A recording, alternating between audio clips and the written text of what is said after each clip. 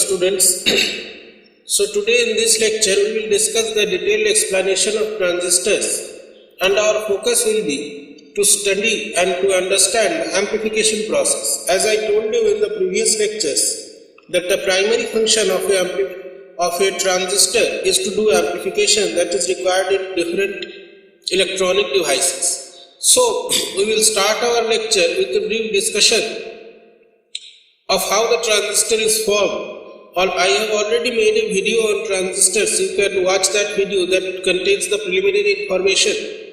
For your convenience, I am repeating in a brief manner the construction of a transistor and the basic components of the transistor. So a transistor, it is basically a combination of two p-n junction diodes. They are combined, and you have to remember that it is not that two p-n junction diodes are brought together and they are joined by some mechanical means. I have told you the explanation in the previous lecture of diode also, that all the p and n junctions are grown on a single crystal. P and n junctions are grown on a single crystal. Grown on a single crystal. It is not that two p-n junctions are brought and they are joined by mechanical method. No mechanical joining is done. This is a word of caution that always you should remember. Though no mechanical joining is done, because I have told you that the diffusion of charges and the formation of p and n layers by doping, it occurs at the atomic level and it cannot be completed or it cannot be attained by mechanical methods. If you are joining a p-n junction and another p-n junction, and if you are gluing them or you are using some sort of a mechanical method to join them, that will not work.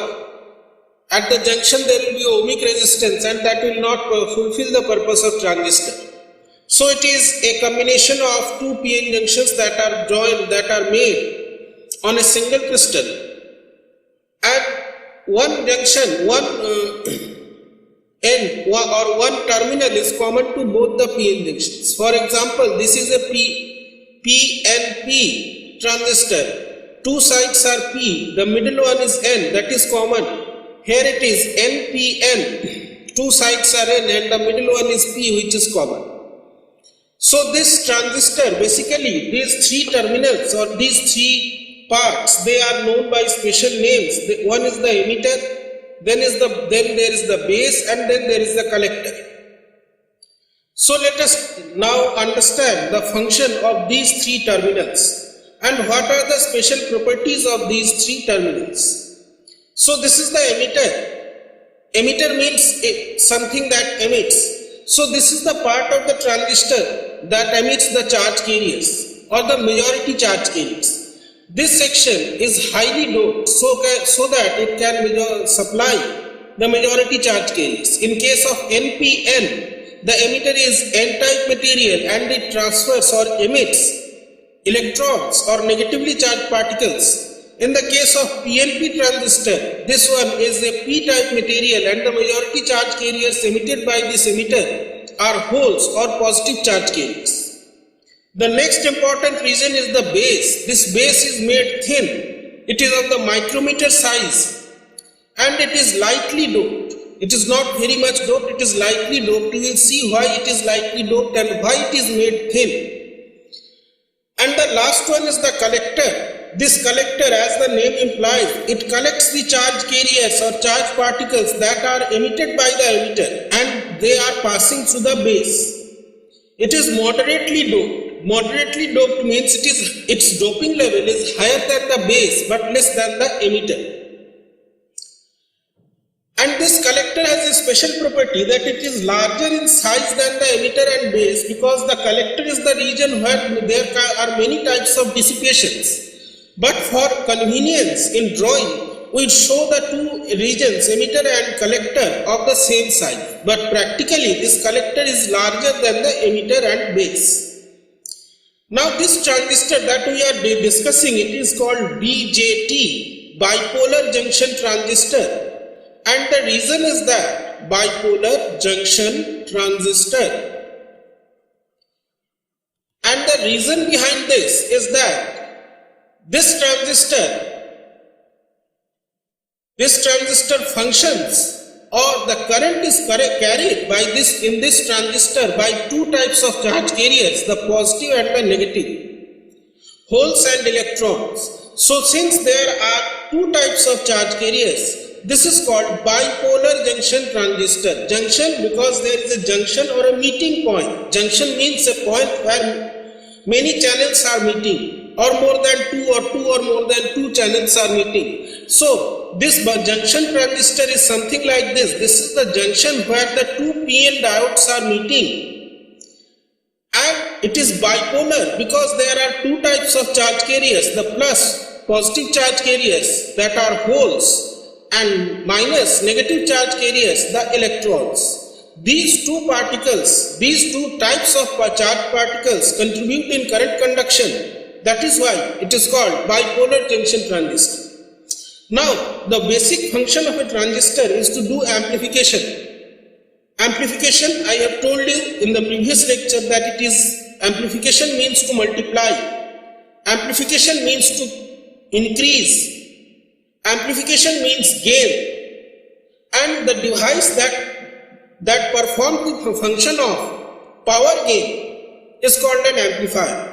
So amplification means, basically, literal meaning, amplification means to multiply or to increase. Multiply or to increase. This is the basic meaning of amplification. A transistor causes gain or amplification in power. I have told you in the previous lecture. Causes gain or amplification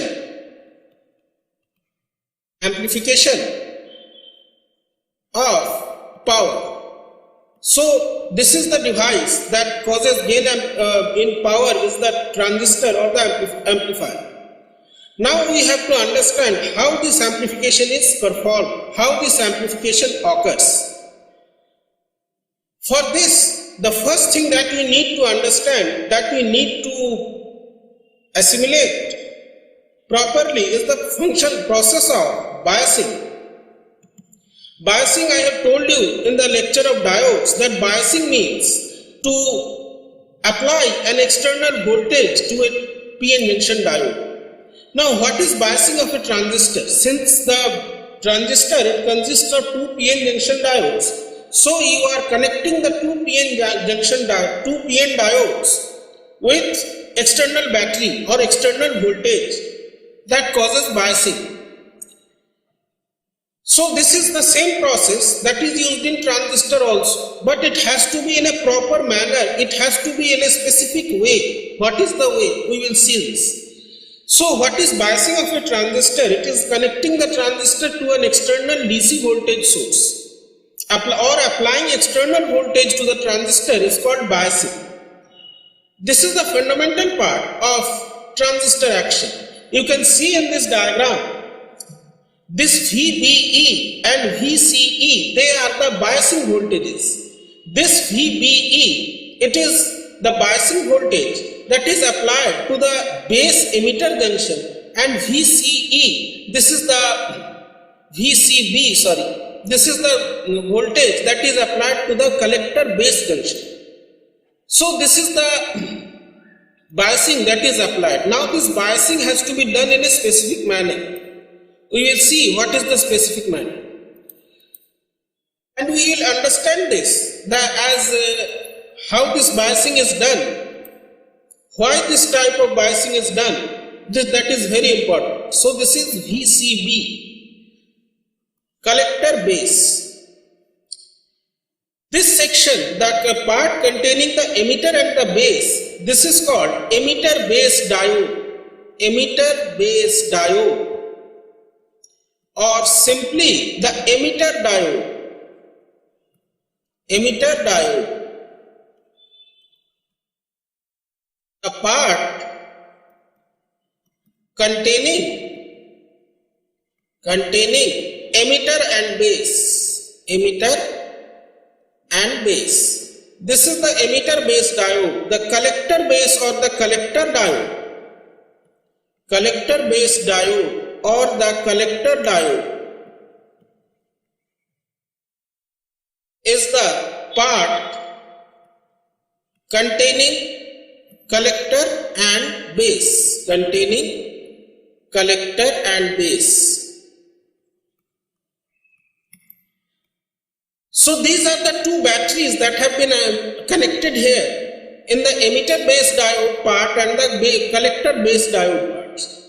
Since the emitter and collector, they are larger in size than the P base part, so the emitter is mentioned first, emitter base, collector base. Or in many situations base collector or base emitter is also used, but I will tell you in detail in the next lecture video what is the meaning of these subscripts and how to write them.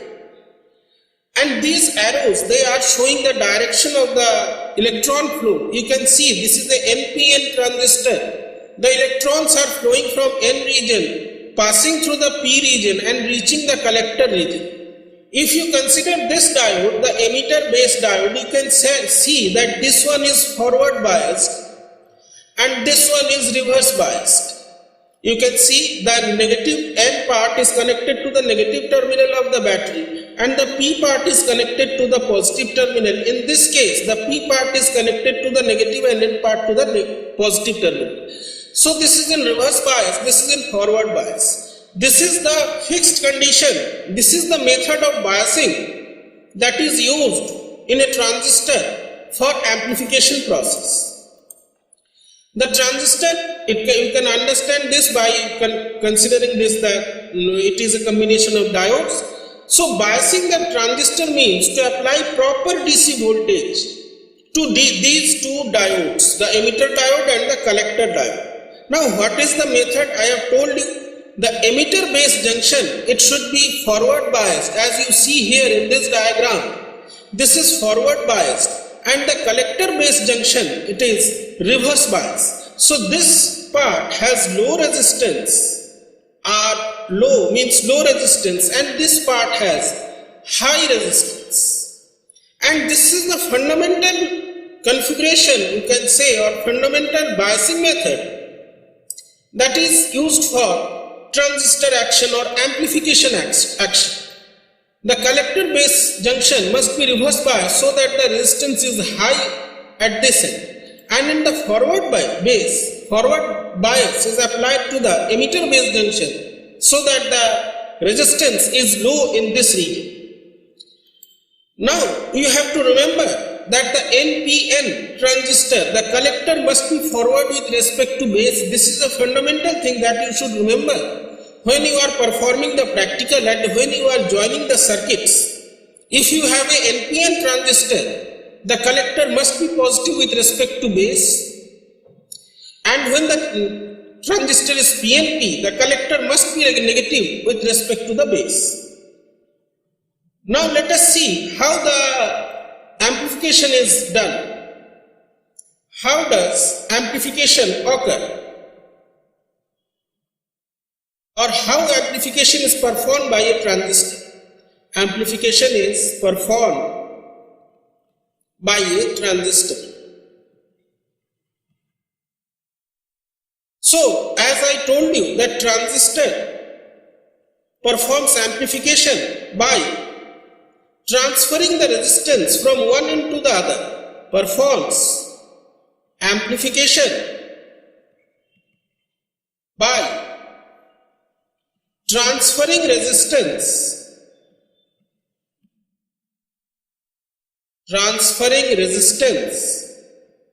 from a low value to a higher value. Now what does this mean? I will show you an example. The input signal which has a small strength means its magnitude is small. We are not concerned it is AC or DC. For the timing we are considering any signal. Voltage, specifically I am telling you about voltage.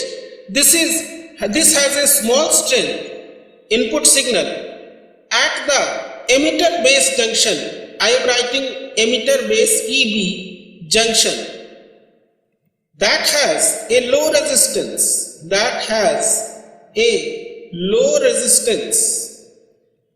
Since the resistance is low, the voltage drop V is equal to IR will be low. Now this signal, when it reaches the collector end, when it reaches the collector base junction,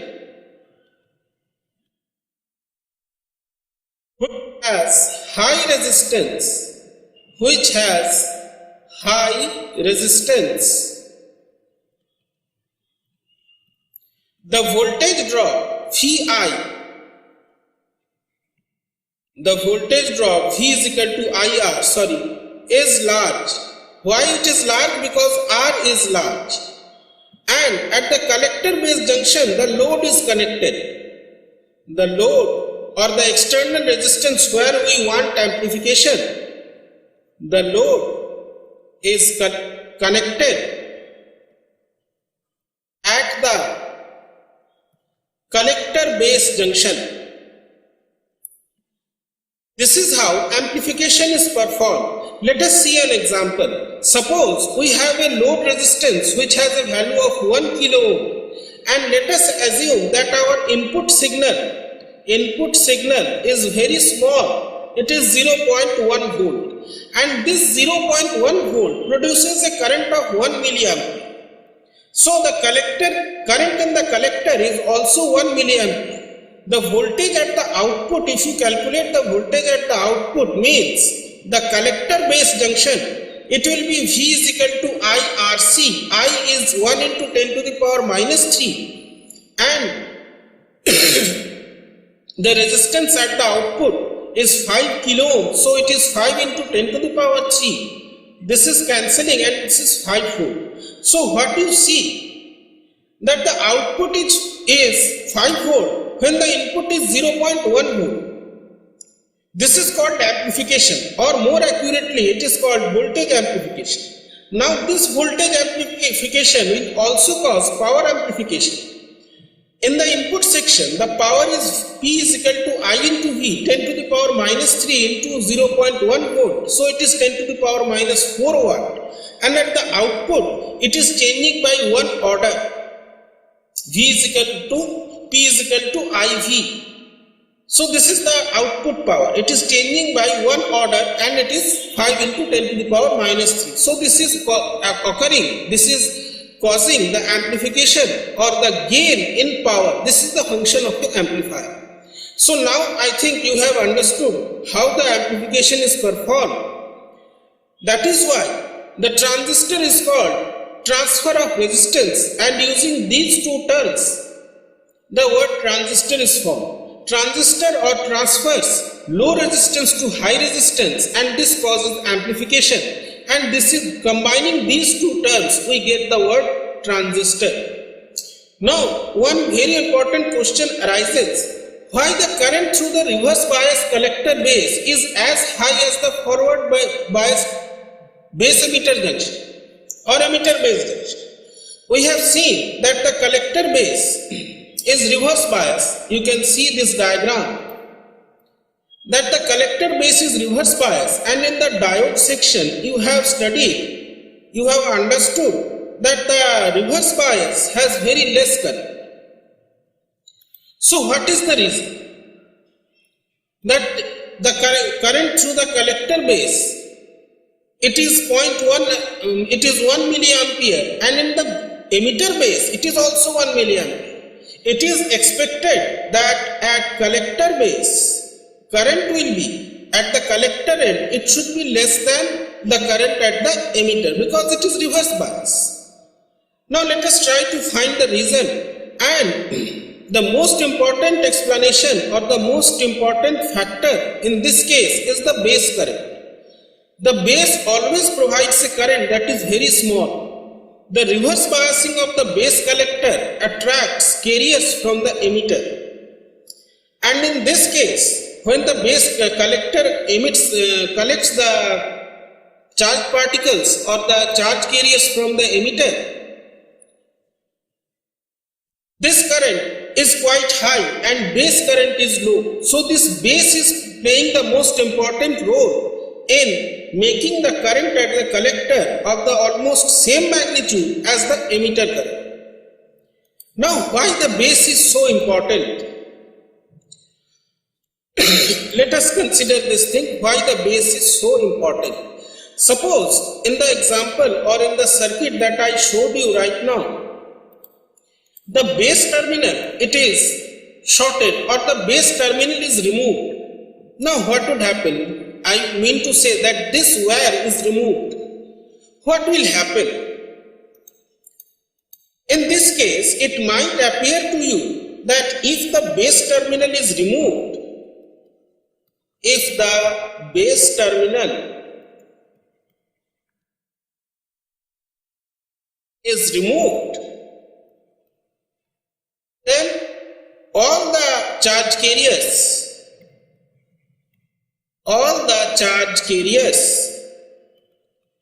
emitted by emitter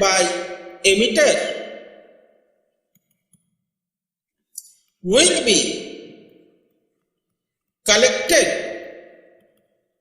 by the collector. So it may appear to you that this base has no role to play. You see this diagram. This is the emitter, this is the collector. Suppose the base is not present, all these emitted particles, they will be collected at the collector. This one is forward bias, this is negative charge, negative terminal, so this is repelling these electrons or negatively charged particles, and this is collected to the positive part of the battery in the reverse bias. And all these charge carriers will be collected, so there will be a charge conduction. Even if there is no base, this may appear to you. So this result, this answer that I have written, let me write it in a different color. This is expected. You can expect this. This is the expected result, that if I remove the base, it is not going to affect anything and all the charge carriers that are emitted by the emitter will be collected by the collector. So what is the problem? What is the use of the base? You will be surprised to know that if you remove the base and if there is no base current,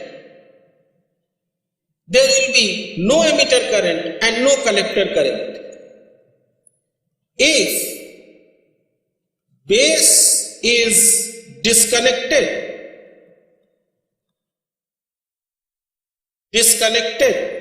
there will be no base current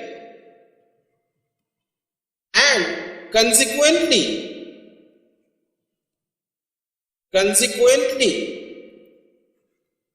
there will be no emitter current,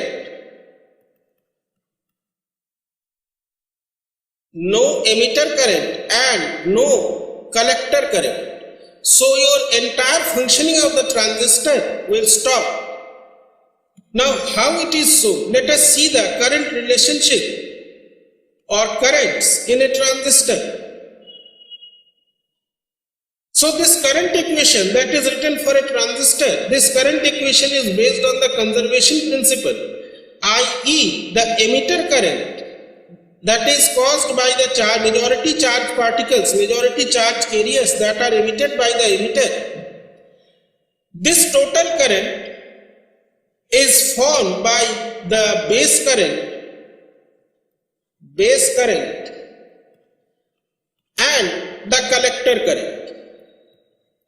So you have a very simple relation, IE is equal to IB plus IC.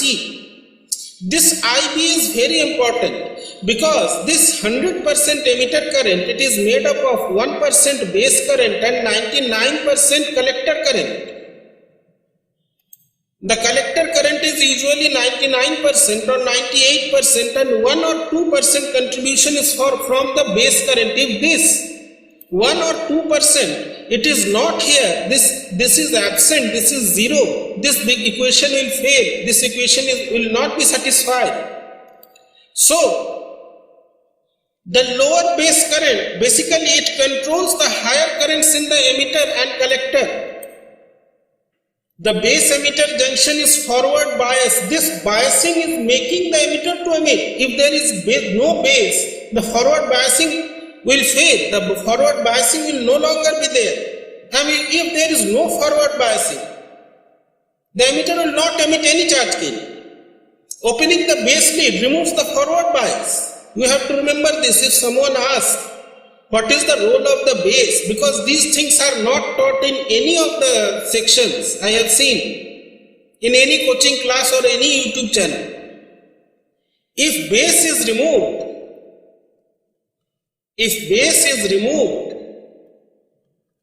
the forward biasing of the base emitter or emitter base, whatever you write, emitter base junction will be removed, and in that case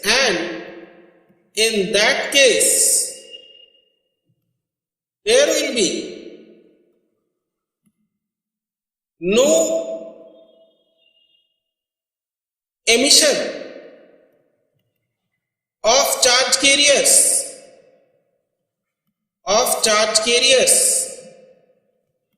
by the emitter.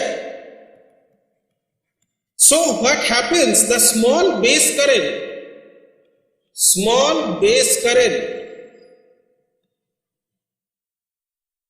controls the higher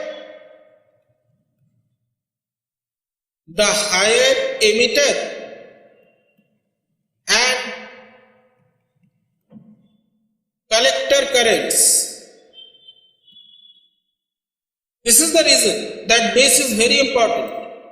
If you don't have the base, no forward biasing will be there, and in absence of forward biasing, all your current will be lost, the transistor action will be lost, the amplification action will be lost. So this is the most important reason. Now the next section, the next thing that is very important in transistor is how to identify transistors. Means how can you draw NPN and PNP transistor? So the method of drawing is this is the method, this is PNP transistor. If you have a PNP transistor, this is the emitter, this is the base, this is the collector. The arrow is always pointing inside from emitter to base for a PNP transistor. For a NPN transistor, the arrow is always pointing away from the base towards the emitter. For a NPN transistor, why this is so? This is PNP, emitter is of P type, it is emitting positive charge carriers. So the direction of current is same as the direction of charge carriers. In case of NPN, the charge carriers are electrons. Charge carriers are electrons, and the direction of current,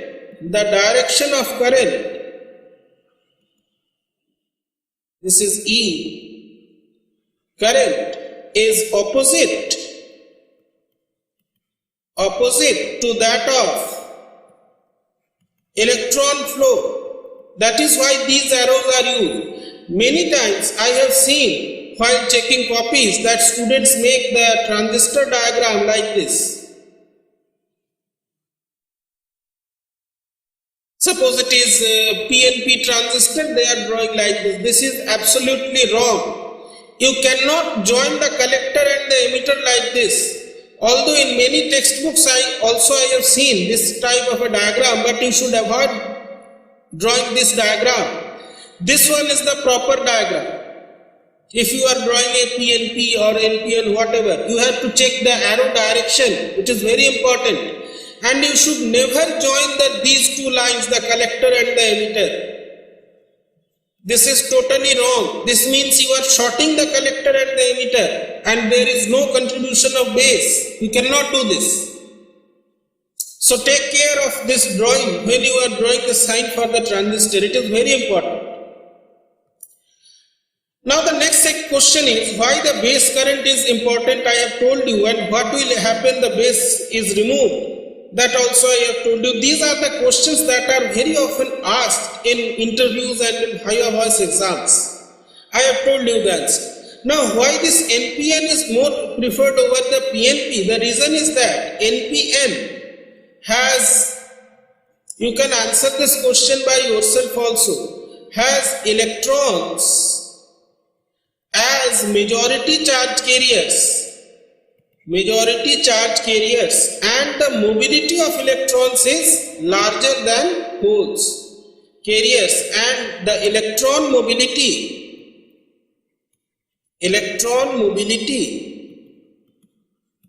is larger. So NPN transistor is more preferred over the PNP transistor for practical purposes. Also, although the PNP is also used, only because that the electrons have good mobility than holes they are preferred. So in the next section we will see what are the different transistor parameters, and we will try to understand the most important thing about transistor or any electronic circuit, that is the load line. For the time being, please see the videos, like, share and subscribe. It will help you. It will be more helpful to you and it will also help you. So thank you. We will meet in the next video with a new lecture. Thank you.